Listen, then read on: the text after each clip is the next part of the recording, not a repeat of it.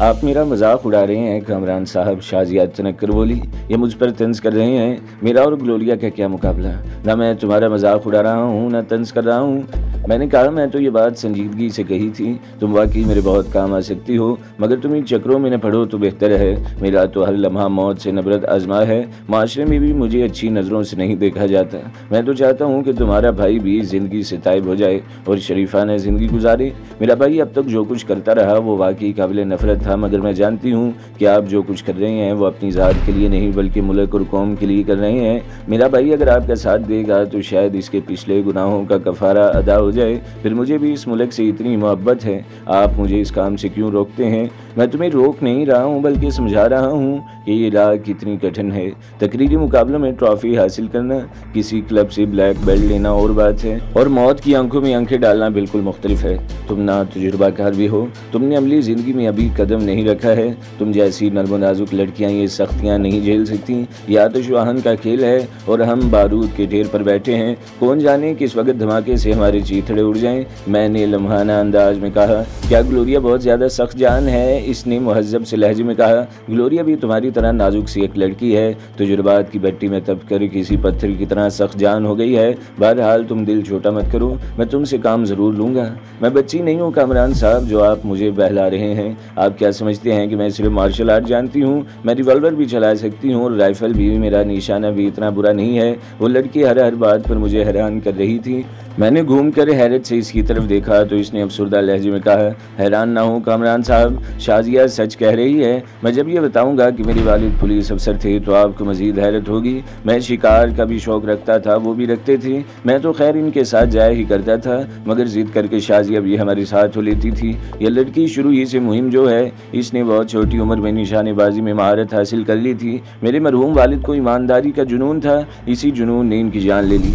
इसके साथ ही अफसर क्लिफ्टन और डिफेंस के इलाकों में रहते हैं। बच्चे बैरून मुल्क तालीम हासिल करते हैं और इनके लिए ऐश ही ऐश है। मगर हमें क्या मिला, एक जराइम पेशा सियासतदान के गुंडों ने मेरे बेगुनाह बाप को कत्ल कर दिया, क्योंकि वो इस सियासतदान के खिलाफ कुछ सबूत हासिल करने में कामयाब हो गया था। मैं इस वक्त मैट्रिक में पढ़ रहा था। मैंने बाप की लाश पर खड़े होकर कसम खाई थी कि आज के बाद मैं हर वो काम करूँगा जिसे मेरा बाप बुरा समझता था, और आखिरकार मौत की नींद सो गया। मैं इस सिलसिले में तुमसे कुछ कह भी नहीं सकता। मैं तो खुद इन्हीं राहों का मुसाफिर हूँ। बस अब मेरा हदफ मिल गया है। मैं खुद ही फैसला करता हूँ, खुद ही सज़ा सुनाता हूँ और खुद ही इस पर अमल दरामद भी करता हूँ। कानून की नज़रों में ये जुर्म है कि आम शहरी कानून को हाथ में ले तो मुजरिम कहलाता है, मगर यहाँ कानून है कहाँ। मैंने ऐसे लोग भी देखे हैं जो मजलूम होते हुए भी जेल की सलाखों के पीछे हैं और जालिम इसी तरह दंदनाते फिर रहे हैं। इस मुल्क में जंगल का कानून राइज है और इससे किसी भलाई और इंसाफ की तवक्का रखना ऐसा ही है जैसे किसी सांप से ये तवक्का रखी जाए कि वो आपको नहीं डसेगा, मगर हर काम प्लानिंग के मुताबिक होता है। नज़ीर अहमद, तुम जैसे जज्बाती लोग गुस्से और जज्बात में आकर अपना ही नुकसान करते हैं। फिर तुम तो एक जवान बहन के भाई हो, तुम्हें तो बहुत ज़्यादा मोहतात रहने की ज़रूरत है। तुम्हारी बहन और माँ को तुम्हारी ज़रूरत है। मैंने अच्छी खासी तकरीर कर डाली। जीरे ने मेरी बात का कोई जवाब नहीं दिया, बस होंठ बीचे ड्राइविंग करता रहा। थोड़ी देर बाद हम नॉर्थ कराची पहुँच गए। वो इलाका भी बिल्कुल गैर आबाद था। कहीं एक मकान था और इससे काफ़ी फासले पर दूसरा मकान। चारों तरफ खाली प्लॉट थे जिन पर कांटेदार झाड़ियाँ और खुदरू पौधे उगे हुए थे। जो मकान आबाद थे वहाँ तक जाने के लिए लोगों ने खाली प्लाटों के दरमियान ही से रास्ता बना लिया था और वहाँ एक पगडंडी सी बन गई थी। जीरा का मकान ऐसे इलाके में था जहाँ दूर दूर तक कोई और मकान नहीं था। चंद प्लाटों की चार दीवारी खींची हुई थी या कुछ प्लाटों पर बुनियाद डालकर छोड़ दिया गया था। जीरे का मकान प्लास्टर से महरूम था, सिर्फ अभी इसका स्ट्रक्चर ही खड़ा हुआ था। खिड़कियाँ दरवाजे मौजूद थे और लाइट भी थी, मगर वहाँ टेलीफोन मौजूद नहीं था। मेरे लिए सबसे ज़्यादा परेशानी की बात यही थी। मैंने वहाँ जाते जाते इलाके का जायज़ा लिया था। जीरे के मकान के नज़दीक तरीन पीसीओ कम अज़ कम आधे मील के फासले पर होगा। वो भी बाकायदा पीसीओ नहीं था बल्कि एक जनरल स्टोर और करियाना मर्चेंट वाला जायद आमदनी के लालच में अपने निजी फ़ोन को पीसीओ के तौर पर इस्तेमाल कर रहा था। जीरे का मकान 240 गज पर बना हुआ था और इसने 2 मंजिला मकान का स्ट्रक्चर एक साथ ही बनवा लिया था। फ़र्क यह था कि ऊपर की मंजिल में दरवाजे और खिड़कियाँ नहीं थी। हम लोग वहाँ पहुँचते ही सफाई में जुट गए। एक कमरा बहुत उजलत में में साफ करके इसमें जीरे की माँ का बिस्तर लगा दिया गया। वहाँ एक ही चारपाई थी जो शायद तामीर के वक्त ठेकेदार या कोई मजदूर अपने इस्तेमाल के लिए लाया था। दूसरे कमरों में तामीर के दौरान गिरा हुआ मलबा था और बस आधे घंटे के अंदर अंदर हमने मजीद 2 कमरे साफ कर दिए। अब तुम ऐसा करो कि बाजार जाकर 2-3 फोम के गद्दे, तकिए और इस्तेमाल की 2 चीज़ें ले आओ। मैंने अपनी जेब से पैसे निकालते हुए कहा, और हो सकता है कि फौरी तौर पर इस गाड़ी को भी छोड़ाओ। बेशुमार लोग जानते होंगे कि तुम्हारे पास कौन सी गाड़ी है। आप पैसे देकर मुझे शर्मिंदा न करें। मैं अभी शाजिया के साथ जाकर ज़रूरत की हर चीज़ ले आऊँगा। मेरे एक दोस्त का वर्कशॉप है। मैं काफ़ी अरसे से गाड़ी की मुरम्मत कराने और रंगो रोगन पर गौर कर रहा था। अब मैं गाड़ी इसे दे दूंगा, फिर भी गाड़ी की ज़रूरत तो पड़ेगी ना। तुम ये पैसे रख लो, इनसे कोई अच्छी सी सेकंड हैंड गाड़ी ख़रीद लेना। और गाड़ी किसी जानने वाले से मत ख़रीदना, बल्कि किसी शोरूम पर जाना तो अपनी बजाय शाजिया को भेजना और इसके नाम से गाड़ी ख़रीदना। 60-70 हज़ार में बेहतरीन मार्क 2 मिल जाएगी। वो गाड़ी मजबूत भी है और इंजन के लिहाज से काबिल एतबार भी है। मैंने ज़बरदस्ती पैसे इसकी जेब में ठोंसते हुए कहा, और हाँ, हो सके तो इस पुलिस अफसर का नाम और पता मालूम करना जिसने दिलावर के अड्डे पर छापा मारा है। फिर मैं कुछ सोच कर बोला, हो सके तो तैमूर के बारे में भी मालूम करना। वो एक सिग्नल पर तुम्हें अपाहिज गाड़ी में भीख मांगता नजर आ जाएगा। फिर मैंने इसे तफसील से तैमूर का हुलिया और सिग्नल का मोहल्ले को समझाया। मैं इस दौरान में माँ का ख्याल रखूंगा। मैंने शाजिया से कहा, मैंने अम्मी को दवाई खिला दी है, मगर बाज़ औक़ात इन्हें शदीद दर्द महसूस होता है। अगर ऐसा हो, ये एक पेन किलर और ट्रैंकुलाइज़र इन्हें दे दीजिएगा। वो शाम तक सोती रहेंगी। इन्हें बोलने में दिक्कत महसूस होती है, मगर सुनती सब कुछ है। बस अब तुम लोग जाओ, इनकी फिक्र मत करना। हमें वापसी में 4-5 घंटे तो लग ही जाएंगे, शाजिया ने कहा। जाहिर है इतना वक्त तो लगेगा, मगर तब ज़्यादा मोहतात रहना, कहीं भी अपना कोई सुराग मत छोड़ना। हाँ, तैमूर से मुलाकात हो तो इससे कहना कि अब ये बहरूप ख़त्म करो, तुम्हें कामरान ने बुलाया है, बल्कि वो यूँ तुम्हारी बात पर यकीन नहीं करेगा। मैंने जीले से सिगरेट का खाली पकड़ लिया और इस पर लिखा, इन लोगों के साथ चले आओ, तुम्हारी शदीद ज़रूरत है। आखिर मैंने एक साइन भी कर दिए। तैमूर मेरी राइटिंग पहचानता था और साइन भी। वो तहरीर देखते ही बिला चौंचरा इन लोगों के साथ चलाएगा। ये भी तो हो सकता है कि तैमूर साहिब इसे दुश्मनों की कोई चाल समझे, शाजिया ने कहा। वो ये ख्याल करे कि दुश्मनों ने ये तहरीर आपसे गन पॉइंट पर हासिल की है। हाँ, ये तो है, मैंने पुरख्याल अंदाज में कहा। इस सूरत में तुम इसे यहाँ का एड्रेस दे देना, फिर वो अपने तौर पर इत्मीनान करके इधर आ जाएगा। ओके, फिर हम चलते हैं, शाजिया ने कहा। आप बस अम्मी का ख्याल रखिएगा। इनकी रवानगी के बाद मैंने मकान का हिनी गेट बंद किया और इस कमरे में पहुँच गया जहाँ जीरे की माँ मौत की घड़ियाँ गिन रही थी। आपको पानी वगैरह की ज़रूरत हो माँ जी तो मुझसे कह दीजिएगा। शाजिया और नज़ीर एक ज़रूरी काम से गए हैं। तुम कौन हो बेटा? इसने नहीफ आवाज़ में पूछा। मैं नज़ीर का दोस्त हूँ माँ जी, मैंने जवाब दिया। दोस्त हो? इसने गौर से मुझे देखा। मगर तुम तो मुझे किसी अच्छे ख़ानदान के लगते हो। तुम्हें इतना कहकर वो बीमार औरत बुरी तरह हाँफने लगी। आप ज़्यादा बात मत करें माँ जी, मैंने आहिस्ता से कहा। नज़ीर भी तो अच्छे ख़ानदान का लड़का है, आप इत्मीनान रखें, सब ठीक हो जाएगा। नज़ीर इसलिए यहाँ आया है कि वो अब अपनी पिछली ज़िंदगी से ताइब हो गया है। अब वो बिल्कुल शरीफाना ज़िंदगी गुजारेगा। ये कहकर मैंने साइड में रखे हुए कूलर से पानी निकाला और बड़ी भी को पिला दिया। मेरी बात सुनकर इसकी आंखों की वीरानी एकदम दूर हो गई और इनमें ज़िंदगी नजर आने लगी। फिर वो आहिस्ता से बोली, ज़्यादा फिक्र मुझे शाजिया की है नज़ीर, तो प्लीज़ अब ज़्यादा मत बोले माँ जी, मैंने खुशामदाना लहजे में कहा। जिस बहन का जवान भाई मौजूद हो, इसकी माँ को फ़िक्रमंद होने की क्या ज़रूरत है। शाजिया को हम लोग इंशाल्लाह धूमधाम से रुखसत करेंगे। इसे तो बहुत अच्छा रिश्ता मिल सकता है माँ जी। वो खूबसूरत भी है और सलीकामंद भी, तालीम याफ्ता भी है। लड़की में और क्या खूबी देखी जाती है। इसके जहेज़ का बंदोबस्त भी मैं करूँगा। आप क्यों फिक्रमंद होती हैं? बस आप जल्दी से ठीक हो जाएं ताकि शाजिया को अपने हाथों से रुखसत कर सकें। ये कहकर मैं उठ खड़ा हुआ। अब आप आराम करें, मैं अभी आता हूँ। वहाँ से निकल कर मैंने ऊपर की मंजिल का रुख किया। ऊपर भी 4 बेडरूम थे, मगर इनमें अभी तक खिड़कियाँ दरवाजे नहीं लगे थे। इस लिहाज से वो मकान काफ़ी गैर महफूज था। बग़ैर दरवाज़ों और बग़ैर ग्रिल की खिड़कियों से कोई भी अंदर आ सकता था। मैं वहाँ से छत पर चला गया। इसके गिर्द 4-4.5 फीट की बाउंड्री वॉल थी। वहाँ से दूर तक का मंजर बिल्कुल साफ दिखाई देता था। छत पर बैठकर किसी के भी आने की इत्तला बहुत पहले मिल सकती थी, चाहे वो कोई आदमी हो या गाड़ी। मैंने सोचा काश इस वक्त तैमूर मेरे साथ होता तो मेरी आधी परेशानी दूर हो जाती। फिर मुझे दिलावर का ख्याल आया, वो बेचारा न जाने किस हाल में होगा। मुमकिन है अब तक अपने असर और रसूख की वजह से रिहा हो गया हो, मगर इसकी गिरफ्तारी में पीटर का हाथ था और पीटर का ताल्लुक सुपर पावर बल्कि अन्नदाता अमेरिका से था। मामला अन्नदाता को हो तो फिर बड़े बड़ों का असर और रसूख काम नहीं आता। मैं ये सब सोचता हुआ नीचे आ गया। मैंने झांक कर एक नज़र माँ को देखा, वो आराम से सो रही थी। फिर मैंने निहायत तफसील से ग्राउंड फ्लोर का जायज़ा लिया। बरामदे में ग्रिल थी, खिड़कियों और दरवाज़ों पर भी ग्रिल थी। अगर बरामदे की ग्रिल बंद करके ताला लगा दिया जाता और जीने का दरवाज़ा बंद कर दिया जाता तो फिर इस मकान के ग्राउंड फ्लोर पर कोई हमारी मर्ज़ी के बगैर नहीं आ सकता था।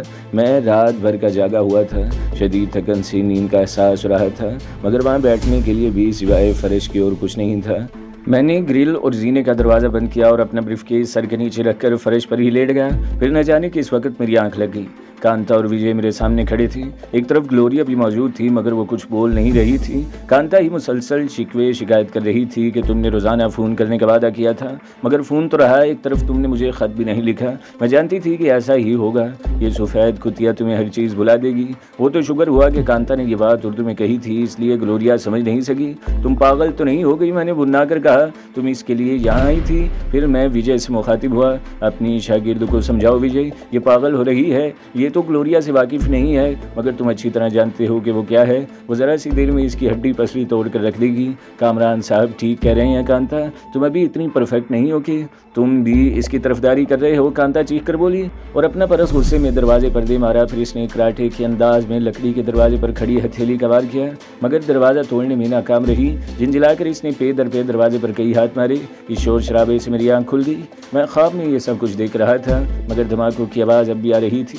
इसका मतलब था कि कोई मुसलसल आहिनी गेट पर दस्तक दे रहा था। मैं हड़बड़ा कर फर्श से खड़ा हो गया और ग्रिल खोल कर गेट की तरफ लपका। गेट के निचले हिस्से में लोहे की मजबूत सलाखें थीं। इनमें से मुझे एक मर्द और एक औरत के सर दिखाई दिए। मैं फ़ौरन पहचान गया कि आने वाले शाजिया और जीरा हैं। मैंने जल्दी से गेट खोल दिया, मगर इससे पहले हस्बे आदत मैं रिवॉल्वर भी निकाल चुका था। गेट खोलते ही शाजिया अंदर आ गई और बोली, मेरे ख्याल में आप सो गए थे, मगर इतनी गहरी नींद वो तो गनीमत है कि आस पास कोई मकान नहीं है, वरना मोहल्ले वाले जमा हो जाते। हम लोग काफ़ी देर से दस्तक दे रहे थे। सॉरी शाजिया, मैंने शर्मिंदगी से कहा, असल में गुज़श्ता 2 रातों से मैंने पलक भी नहीं झपकाई थी, बस लेटा तो नींद आ गई, मगर इन हालात में मुझे इसी तरह सोना नहीं चाहिए था। जीरा कुछ कहे बगैर गाड़ी की ड्राइविंग सीट पर बैठा तो मैंने पहली दफ़ा गौर से गाड़ी का जायज़ा लिया। गाड़ी बहुत बेहतरीन कंडीशन में थी। गुज़श्ता साल की मार्क 2 थी, मगर बिल्कुल नई लग रही थी। गाड़ी की छत पर फोम के गद्दे बंधे हुए थे और पिछला हिस्से भी सामान से भरा हुआ था। मुझे यकीन था कि इतना ही सामान डिग्गी में भी बंद होगा। जीरा गाड़ी अंदर ले आया तो मैंने गेट दोबारा बंद कर दिया। तुम पूरी मार्केट उठा लाए, मैंने जीरे से कहा। यह सब खरीदारी शाजिया की है, मैं तो लोडर की हैसियत से इसके साथ था। जीरे ने हंस कर जवाब दिया, गाड़ी भी शाजिया ही ने खरीदी है। हमने जल्दी जल्दी सारा सामान अंदर पहुंचाना शुरू कर दिया।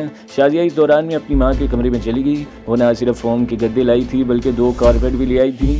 इसके अलावा ज़रूरत की हर चीज़ थी। बर्तन, गैस के चूल्हे और सिलेंडर, बेडशीट्स, तकिए, पर्दे और न जाने क्या कुछ ले आई थी। इन कमरों में कोई सामान तो था नहीं, इसलिए हमें कारपेट बिछाने में ज़्यादा देर नहीं लगी। गद्दों पर बेडशीट्स बिछाकर हम आराम से इन पर बैठ गए। मुझे शदीद भूख महसूस रही थी और मैं सोच रहा था कि जब तक चूल्हे फिट होंगे और खाना तैयार होगा, इस वक्त तक तो भूख के मारे मेरी हालत तबाह हो जाएगी। शाजिया किचन में थी, वो किचन की सफाई पहले ही कर गई थी। थोड़ी देर बाद वो कमरे में दाखिल हुई तो इसके हाथ में एक ट्रे थी जिस पर खाने पीने का सामान रखा हुआ था। वो लोग शायद लंच बॉक्स ले आए थे। खाना देखकर मेरी आंखों में शायद चमक आ गई थी, इसलिए शाजिया मुस्कुराकर बोली, मैं जानती थी आप भूखे होंगे।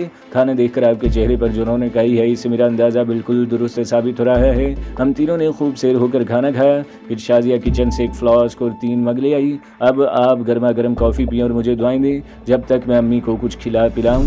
वो अभी जागी हैं। वो लपकती हुई कमरे से बाहर निकली तो इसके इश्तियाल अंगेज चाल देखकर फिर मेरा दिल अतल पथल होने लगा। मैंने सर झटक कर कॉफ़ी का एक घूंट लिया और जीरे से पूछा, इस पुलिस अफसर के बारे में मालूम किया जिसने दिलावर के अड्डे पर छापा मारा था? इस पुलिस अफसर का नाम DSP मोहम्मद खान है। पुलिस के हल्कों में टाइगर के नाम से जाना जाता है। इंतहाई जीदार मगर शफाक दुश्मन है। खुलेआम रिश्वत लेता है और डिफेंस में रहता है। मैं इसका एड्रेस भी लाया हूँ। बाकी दिलावर और इसके आदमी आज रिहा हो गए हैं। दिलावर इस वक्त अपने अड्डे पर मौजूद है। तैमूर का क्या रहा? मैंने पूछा।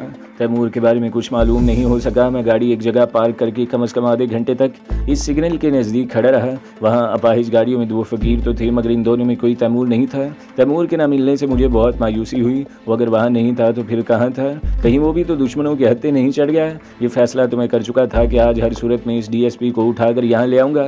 क्या सोच रहे हैं कमरान साहब? जीरे ने कहा, तुम अभी अपने खास आदमियों को यहाँ बुला लो, इनसे कहना कि हर तरह तैयार होकर आएँ। मैं आज रात इस DSP मोहम्मद खान को उठाना चाहता हूँ। वही ग्लोरिया के बारे में बता सकेगा। मैं देखता हूँ कि वो कितना बड़ा टाइगर है। मैं भी जाकर अपने आदमियों को टेलीफोन कर देता हूँ, जीरे ने कहा। मगर क्या? मैंने घूर कर इसे देखा। पुलिस के एक डीएसपी को अगवा करना कोई? अगर तुम्हें इससे इख्तलाफ है तो रहने दो, मैंने झिंझिलाकर कहा। मैं ये काम अकेला भी कर सकता हूँ। ग्लोरिया या तैमूर होते तो मुझे किसी की ज़रूरत न पड़ती, मगर अब ऐसा भी नहीं है कि मैं तन्हा ये काम नहीं कर सकता। तुम कहोगे तो मैं इसे यहाँ लाने के बजाय किसी वीरानी में ले जाऊँगा, मगर इसे किसी भी कीमत पर नहीं छोड़ूंगा। मेरा ये मकसद नहीं था। जीरा जल्दी से बोला। मैं ज़िंदगी की आखिरी सांस तक आपके साथ रहूँगा, मगर ये अगर मगर के अल्फाज मुझे ज़हर लगते हैं। मैं तो सिर्फ ये कह रहा था कि कामरान साहब, मैंने आज तक ये बराह रास्त पुलिस से टक्कर नहीं ली है, इसलिए मुझे अंदाज़ा नहीं है कि ये काम कैसे होगा। ये सब तुम मुझ पर छोड़ दो। मैंने कहा, आप बैठे, मैं अपने आदमियों को इतला करके आता हूँ। ये कहकर वो उठते हुए बोला, यहाँ सबसे बड़ी ख़राबी ये है कि टेलीफोन नहीं है। वो कमरे से बाहर निकल गया। फिर मुझे गेट खुलने और गाड़ी बाहर निकलने की आवाज़ आई। मैं भी उठकर माजी के कमरे में चला गया। वो आंखें बंद किए लेटी थी। मेरा ख्याल था कि शाजिया वहीं होगी, मगर वो वहाँ नहीं थी। मैंने वहाँ से किचन का रुख किया। शाजिया यहाँ मौजूद थी। मैं ये देखकर हैरान रह गया कि इसने ना सिर्फ दोनों चूल्हे फिट कर दिए थे, बल्कि किचन की कैबिनेट में अपने लाए हुए बर्तन भी सेट कर दिए थे। वाह भाई, तुम तो बहुत कमाल की बच्ची हो, सलीका मंद और सुघड़। तुमने तो कमाल कर दिया। अभी आपने मेरा कमाल देखा ही कहाँ है? शाजिया ने हंस कर कहा, बस मुझे अम्मी की तरफ से परेशानी है, वो ठीक हो जाए तो। वो कुछ कहते कहते खामोश हो गई। मगर वो ठीक कब होंगी? कैंसर का कोई इलाज ही नहीं है, इन्हें हॉस्पिटल में एडमिट क्यों नहीं करा देती? मैंने कहा। वो तलखी से मुस्कुराई। आपका क्या ख्याल है, हम इन्हें हॉस्पिटल नहीं ले गए थे? वो पिछले ही दिनों हॉस्पिटल से वापस आई हैं। डॉक्टर ने इन्हें जवाब दे दिया है कि अब वो बमुश्किल चंद दिन की मेहमान हैं, इन्हें ज़्यादा से ज़्यादा खुश रखें। मैंने इन्हें बताया है कि मैं जीरे का दोस्त हूँ और अब वो गुज़श्ता ज़िंदगी से ताइब होकर एक नई ज़िंदगी गुजारना चाहता है। ये सुनकर वो अचानक खुश हो गई। तुम भी इनसे यही कहना कि मैं बिजनेसमैन हूँ और जीरो को अपने साथ बिजनेस में लगाना चाहता हूँ। ये आपने अच्छा किया। फिर वो चौंक कर बोली, ये भैया फिर कहाँ चले गए? वो एक दो ज़रूरी फ़ोन कॉल्स करने गया है। मैंने कहा, आपके लिए चाय बनाऊँ? इसने पूछा। मेरे लिए चाय बनाने के बजाय अगर तुम शावर ले लो तो ज़्यादा अच्छा है। सफाई करने में तुम्हारे बाल मिट्टी में अट गए हैं। और अपने मुतल्लिक क्या ख्याल है आपका? यही हाल आपका भी है। मैं एक आईना भी लाई हूँ, ज़रा इसमें अपनी शक्ल मुलाहिजा कर लें। वैसे मैं तो नहाने जा रही थी, बाकी मैं आपके लिए 2-3 शलवार सूट और दूसरे कपड़े ले आई हूँ। मुझे मालूम है आपके पास इस वक्त यही जोड़ा है जो आपने पहन रखा है। ये जीन्स चढ़ाए आपको उलझन नहीं हुई? अब नहीं होती। ऐसा लगता है जैसे ये जीन्स और जैकेट भी मेरे जिस्म का कोई हिस्सा है। मैंने जाने कब से सुकून का सांस नहीं लिया। उजलत में फरार होना पड़े तो जीन्स बहुत काम आती है। कपड़े बदलने में निस्बतन ज़्यादा वक़्त ज़ाया होता है। इतनी देर में तो कई मील निकल सकता हूँ। ये ख्याल है आपका? कपड़े चेंज करने में 1 मिनट से भी ज़्यादा नहीं लगता। बहरहाल इस वक्त आप तो शलवार सूट पहन लें ताकि कुछ तो आराम मिले। मैं शेव करने और नहाने के बाद बाथरूम से निकला तो शाजिया घबराई हुई कमरे में आई। वो भी इस वक्त नहा कर निकली थी। इसके बालों से पानी के कतरे टपक रहे थे और सरासीमा होने के बावजूद इसका चेहरा गुलाब की तरह निखरा निखरा लग रहा था। वो घबराई हुई बोली, कामरान साहब, अम्मी को पता नहीं क्या हो गया, इनका सांस उखड़ गया है। मैं इसके पीछे पीछे दौड़ता हुआ माँ जी के कमरे में पहुंचा तो इनकी हालत वाकई नाजुक थी। इसका सांस बुरी तरह उखड़ा हुआ था और वो जान कुनी की कैफियत में मुब्तला थी। शाजिया को देखकर उन्होंने कुछ कहना चाहा, मगर इनसे बोला न गया। ये टैबलेट ले लें अम्मी, शाजिया गलोगीर लहजे में बोली। अभी आप ठीक हो जाएंगी। इसने जल्दी से इनके सिराने रखी हुई एक टैबलेट उठाई, मगर उन्होंने नफीस गर्दन हिलाकर इनकार कर दिया। फिर उन्होंने एक नज़र, इंतहाई हसरत भरी नज़र शाजिया पर डाली। इनकी आंखें साकित हो गईं। दूसरे ही लम्हे इनकी गर्दन भी एक तरफ ढलक गई। इनका वक्त पूरा हो चुका था और वह ज़िंदगी की हर तकलीफ, दुख और सदमे से निजात पा चुकी थी। शाजिया ने फटी फटी आंखों से मुझे देखा, फिर वहशत ज़दा सी होकर बोली, कामरान साहब, अम्मी को क्या हो गया है? ये सांस भी नहीं ले रही हैं। प्लीज़ डॉक्टर को बुला लाएं। अब सब कुछ बेकार है शाजिया, मैंने अफसुर्दगी से कहा। सब्र से काम लो, तुम तो बहुत बाहिम्मल लड़की हो। अल्लाह ने माँ जी की मुश्किल आसान कर दी है। तो क्या अम्मी मर गई? इसने वहशत ज़दा होकर पूछा। मेरी अम्मी मर गई? वो ज़ारो कतार रोने लगी। मैंने तसल्ली देने के लिए इसके शाने पर हाथ रखा तो वो बेख्तियार मेरे सीने से लग गई और बिलक बिलक कर रोने लगी। इसके जिस्म से अजीब सी महसूर गुन खुशबू उठ रही थी और गीले बाल शैम्पू की खुशबू में बसे हुए थे। इसके जिस्म से आंच सी उठ रही थी। मैंने आहिस्तगी से इसे खुद से अलग करना चाहा, मगर इसने मज़ीद मजबूती से जकड़ लिया। इसे तो माँ की मौत का सदमा था और मुझे अपना हमदर्द जान कर मुझसे लिपट कर रो रही थी, मगर इसे मालूम नहीं था कि मेरे दिल पर क्या गुजर रही है। लम्हे भर को मुझे अपना वजूद इंतहाई काबिल नफरत महसूस हुआ। मैंने झटके से इसे खुद से अलहदा कर लिया और नरम लहजे में बोला, होश में आओ शाजिया, मैं तो तुम्हें बहुत ज़हीन और समझदार समझता था। क्या तुम नहीं जानती कि यूँ रोने से मरने वाले की रूह को तकलीफ़ होती है? मैं क्या करूँ कामरान साहब, आंसुओं पर किसे इख्तियार है। इनकी मग़फ़िरत के लिए दुआ करो, रोने से इन्हें क्या फ़ायदा होगा। इसी वक्त बाहर गाड़ी रुकने की आवाज़ आई, फिर गेट खुला और गाड़ी अंदर आ गई। शाजिया इसी वक्त नंगे पांव दौड़ती हुई कमरे से बाहर निकल गई। जीरा गाड़ी से उतरकर बरामदे की तरफ बढ़ रहा था। इसे देखकर शाजिया ने एक चीख मारी और बुरी तरह रोती हुई इससे लिपट गई। भैया, अम्मी हमें छोड़ गई, अम्मी मर गई भैया, वो रोते हुए बोली। नहीं, जीरे की आवाज़ में वहशत थी। तुझे धोखा हुआ होगा शाजिया, वो सो रही होंगी। एक दफ़ा पहले भी तूने हंगामा मचा दिया था और अम्मी नींद से बेदार हो गई थी, मगर अब वो कभी बेदार नहीं होंगी, शाजिया ने चीख कर कहा। मैंने उन्हें इतनी आवाज़ें दी, इतनी चीखी शोर मचाया, मगर वो तो ऐसे सोई हैं कि उठी नहीं रही हैं। मैंने इस दौरान में माँ जी का चेहरा चादर से ढांप दिया था। जीरा दीवाना वार माँ के कमरे में दाखिल हुआ और इनका चेहरा देखकर धाड़े मारने लगा। मैं अपनी माँ को खा गया कामरान साहब, इसने रोते हुए कहा। मेरा गम इन्हें खा गया, वो चीख चीख कर रोने लगा। तुम भी हौसला हार बैठोगे तो शाजिया का क्या बनेगा। मैंने इसे सीने से लगा लिया। मैं तो ये भी नहीं कह सकता कि सब्र करो कि ये तो रस्मी लफ्ज़ है। मुझे देखो, बहुत छोटा था जब मेरे वालिद का इंतकाल हो गया। माँ ने दिन रात मेहनत करके पाला पोसा, पढ़ाया लिखाया, फिर एक लड़की के चक्कर में माँ की हुक्म अदूली की, बल्कि इससे गुस्ताखी की। ये सदमा इसकी जान ले गया। तुम्हारी माँ तो बीमार थी, मेरी माँ तो हंसती बसती चंद लम्हों में खामोश हो गई। असल में तो अपनी माँ का कातिल मैं हूँ। मुझे माँ की मौत का वाक़या याद आया तो मेरी आंखों से बेख्तियार आंसू बहने लगे। फिर मैं इस बुरी तरह रो दिया कि मेरी हिचकियाँ बंद गई। मैं तो वाकई अपनी माँ का कातिल था। मुझे एक एक करके हर वाक़या याद आ गया था। मुझे ताया और इनके बेटों से बचाने के लिए नाना और अम्मी ने कैसी कैसी मुसीबतें बर्दाश्त की थी। मुझे तालीम दिलाने के लिए उन्होंने कितनी मेहनत की थी।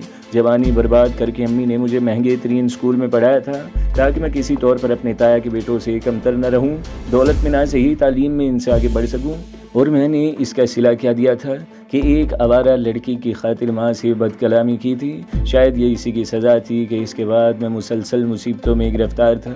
ये दूसरा मौका था जब मुझे इतनी शिद्दत से इस बात का एहसास हुआ था।